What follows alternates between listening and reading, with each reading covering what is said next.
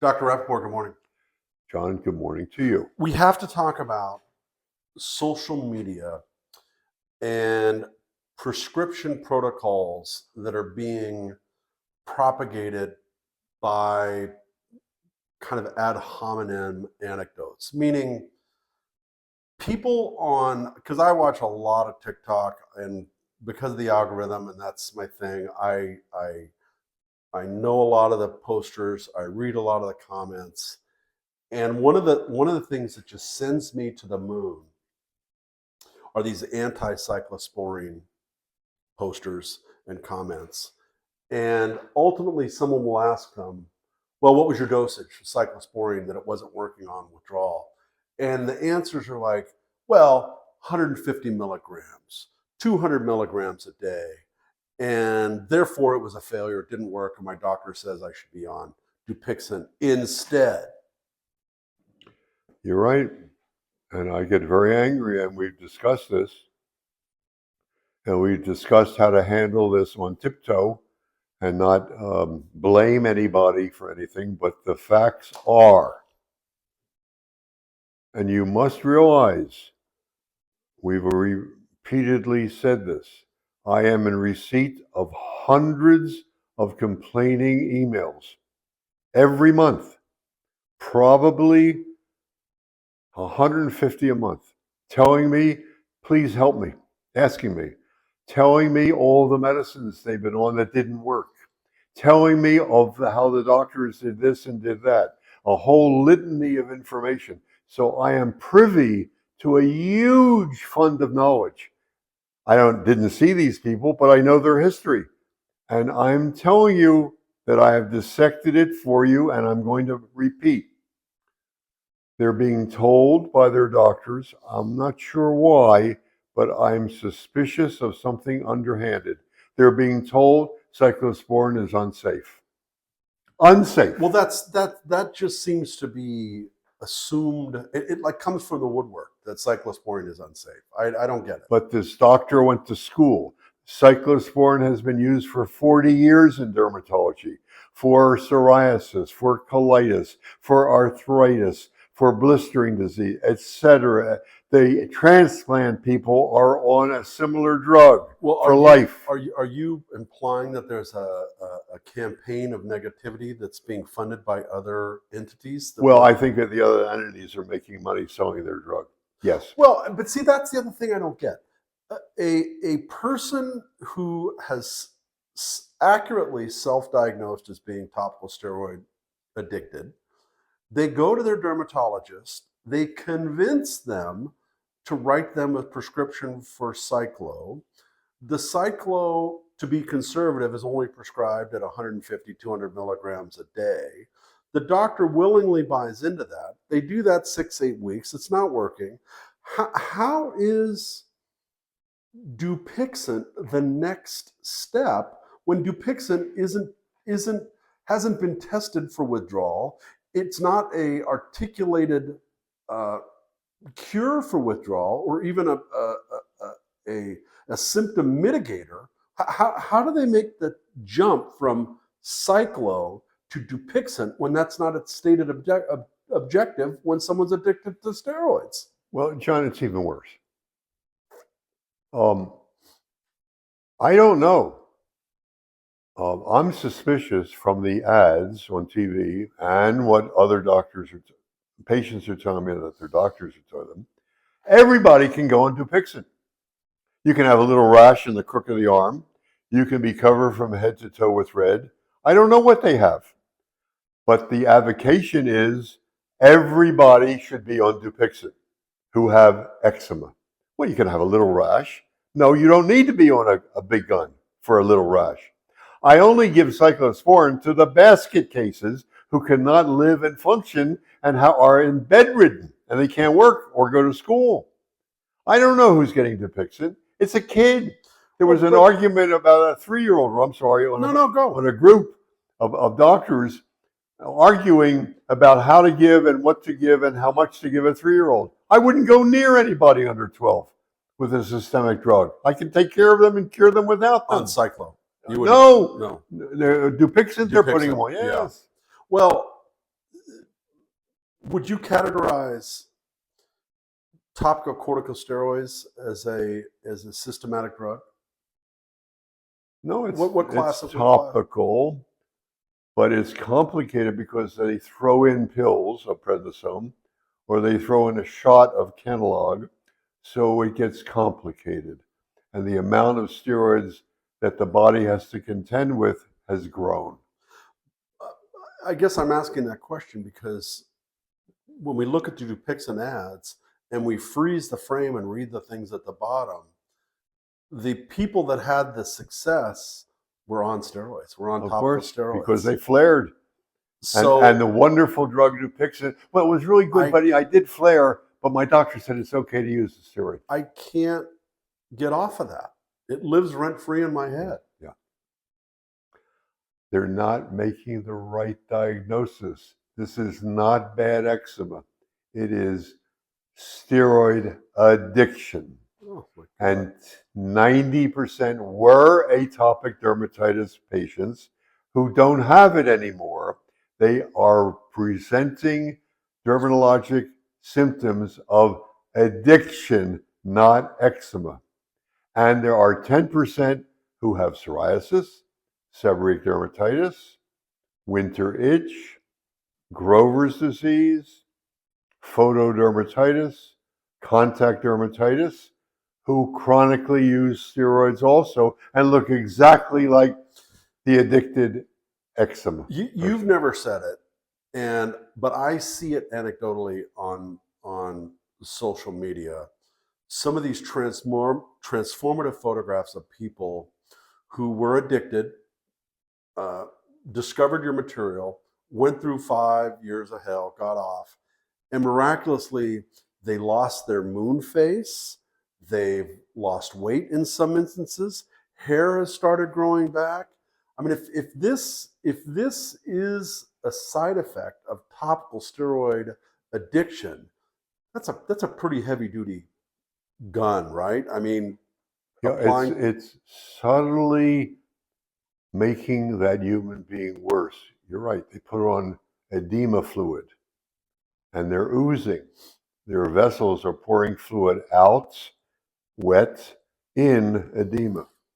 Well, when they start getting better and better, they start losing weight.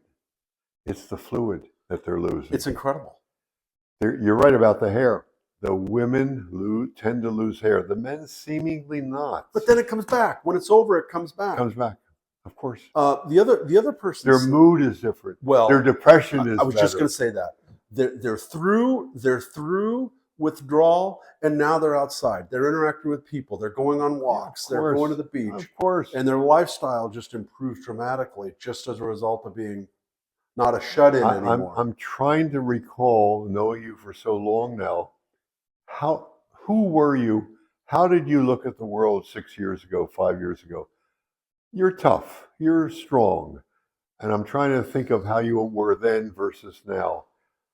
I can detect and remember quite a difference. Yeah. Quite. You're so much more ebullient now, so much more outgoing now. Though you were a little bit then too, but you were fighting it. But you were so like this all the time now. What a pleasure. Well, I've had the definition of what a bad day is redefined, right? Okay. For me, maybe a bad day was getting a parking ticket. Oh my God, I would have loved to have gotten a parking ticket. I'd loved to have been out to get a parking ticket. So it's a totally different worldview. But we do forget. There've been a couple movies on TV recently. One, the woman went through hell during the Second World War, depressed, down, wouldn't talk when she came out of it. That kind of depression and suicidal ideation doesn't happen only happens infrequently, but they're down, they're quiet, they go hide in the corner.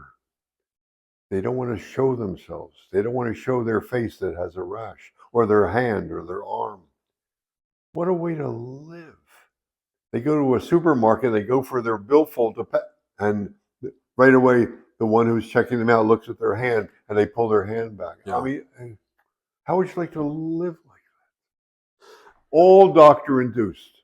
All doctor induced. The other thing I want to bring up, and we're 10 minutes into it, and I apologize for doing that. I mean, I know we keep being told, hey, 5 minutes, 7-minute videos, but we just go on and on. But a friend of ours who's in England who is going through withdrawal is on Cyclo, and the doctor's looking at the bloods. He's a little older, and they see a change in kidney function or a change in blood pressure, and the natural inclination is take this person off the drug, never put him back on it again. And that's not your approach. Well, okay, so let me try to dissect it for you as best I can, and I think I'm accurate. When they've had 500 people on antibiotics and they know the side effects of penicillin or the side effects of cephalosporin, and they see that side effect, they forewarn them, be careful of the diarrhea, be careful of aches and pains, be careful of something else. I'm going to check your bloods, et cetera, et cetera. When they have no experience, they're fearful of what might happen from this dangerous drug. But no, I'm telling you, we've been repeatedly, 1,000 cured people didn't have to stop one person. It's not dangerous. But your point is it's them. It's the doctor. But your point is, though, if you do see some diminished kidney function, you have no problem taking off the drug. You lower the dose, you take them off for a week, observe, do bloods again, yeah, and it all comes back. And I don't mean you put them back in the drug. I apologize for the drug. that. Yeah. But I feel the first 17 years ago, I would have been much more uncomfortable. I would stop the drug. Then I started lowering the dose. Yep. I got less tense, less worried because I had more experience that they come back. Well, once the doctors have a good experience with lots of drugs, then they feel comfortable doing what they're doing. If they have no experience, then the drug company tells them what to do, and they believe it. A rep comes in and tells them what to do if they do this or do that, lower the dose. It's like, you got to be kidding me. If or some shill for the drug company, namely another doctor, gives lectures to doctors on how to use the drugs. How do you use the drugs? You put them in your mouth and you swallow them. No, I mean the Dupixent. How you take the shot. What's the lecture? Well, first you go get some clobetasol. Yeah. And you put one in the bathroom, one in the bedroom, one in your car. You're right. Just like, and the EpiPen, because you might have anaphylactic shock. Yeah. If you eat a peanut. It's outrageous, the kinds of misinformation floating around. And the patients believe it. And they're living a life like this all of their life. And their mother and their wife and their friends all know that this is the road that John and Pete and Mary have to take because they're going to die if they miss one step. Oh. And it's not true. They've missed out on life. All right. Well, now you've depressed the hell out of me. Not you. You're too up and happy. All right. I mean, you're such a pleasure to deal with now. Well, please like, share, and subscribe this video. We rave and rant. We're going to keep doing it. We're not going away. We're a very small voice in the wind, but I think the pendulum's swinging a little bit. I think there's some glacial moves afoot. I feel it. I think you're right. I think there's verbiage, there are commentaries, there are personal involvements and telling about themselves. I don't want misinformation to appear because the rest of the crowd will hook on to special food, the yoga, the new clothing I just bought, et cetera, explaining why I'm better. No, you're addicted to steroids. Stop the steroids. And find a doctor who knows what to do. Well, who is that? You? It's you, right? I would like to hope that enough doctors are out there who take care of patients and understand what to do. I would hope. All they got to do is be logical. All right. It's not complicated. Well, please like, share, subscribe. We'll be back in your face shortly with more back and forth on this just insidious condition. Thank you, Dr. Martin.